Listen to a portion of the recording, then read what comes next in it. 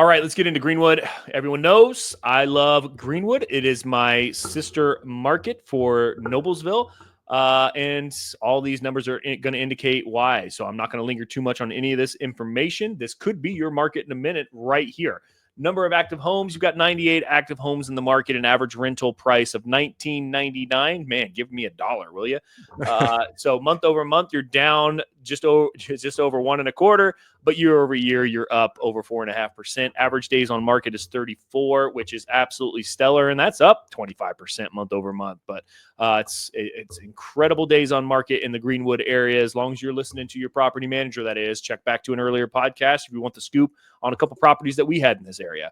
Your average price per square foot is at $1.07. So that's down month over month, 1 point, almost an unspeakable amount, almost 2%.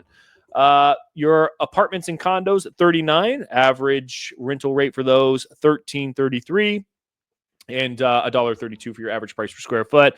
And then your wonderful townhomes at 7 of those beauties at $14.95. So considerably less for a townhome when comparing to a single family home.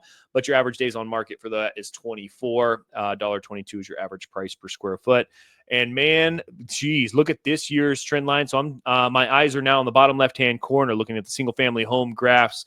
And then, of course, you got the apartments and condos, townhomes that you can consume there. But the single family homes almost mirrors identically, only $100 more. Only $100 more is what you're getting month over month compared to last year. But man, that is a predictable market, and this That's is a thing of beauty. This is seasonality at its finest. I mean, you're ticking into the beautiful months of May, June, July when you're going to hit peak rents. August, it's going to start to tick down with school starting and people starting to settle down. And then, of course, your winter months where you're going to see the least amount of activity. Although things are still moving, you're still likely going to secure probably $100 or a little bit more during your peak season months. So, yeah, that's your rental data for Greenwood. What's up, Mike? I mean, again, the seasonality, the graph on the bottom left is super awesome, super predictable. What's interesting to me is, and I haven't paid attention to this on the other ones, and maybe just because, but look at the difference in, like, say, January and August. Your average rent's going to be what, 17, maybe 50 there in January, and then almost 2,000 in August. So I know we harped on this before. We talk about it a lot, but just the importance of trying to get on that like spring summer cycle. I mean, according to this graph, can mean the difference of a couple, $200-$300 in your rental rate. So that's why we are always asking tenants, hey, do you want to do a 14-month lease, a 16-month lease, an 18-month lease? If we get somebody who has a renewal coming up in November, that's not ideal. We want to be leasing it up in June and July and August, not November, December, and January. So this graph just speaks to that, I think, tremendously. Absolutely. Yes. I just had a long conversation yesterday about that with another owner in seasonality. And I just tried to highlight it there, but you're right. It takes it's worth taking another minute to mention that. Yeah, seasonality is huge. The importance of having a property manager who's aware of that so that they can make those adjustments when you have a property that's coming up on Thanksgiving Day for renewal, that tenant moves out. The importance of them and you being aware of the necessity to try and get this back on a more positive seasonality trajectory is huge. Exactly. It makes the difference between potentially another couple $100 per month. Yeah, that's huge. $2,400 a year. That is huge. Yeah, that's huge. Yeah, good point. All right, let's get into the sales data.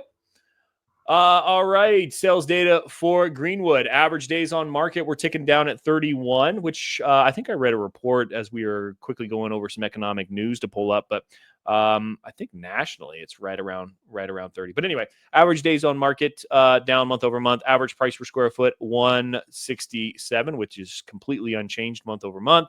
Average sales price ticking down. We're seeing this more and more. I'm telling you, we're seeing this more and more slight tick downs. Each month we do these, except for Westfield, for God's sakes, that market is that's the only one you're seeing a 20% increase month over month. But no. In all seriousness, we're seeing this consistently month over month where these are ticking down 1%, 1%. So number of homes sold, you're still selling more than you did last month at 123.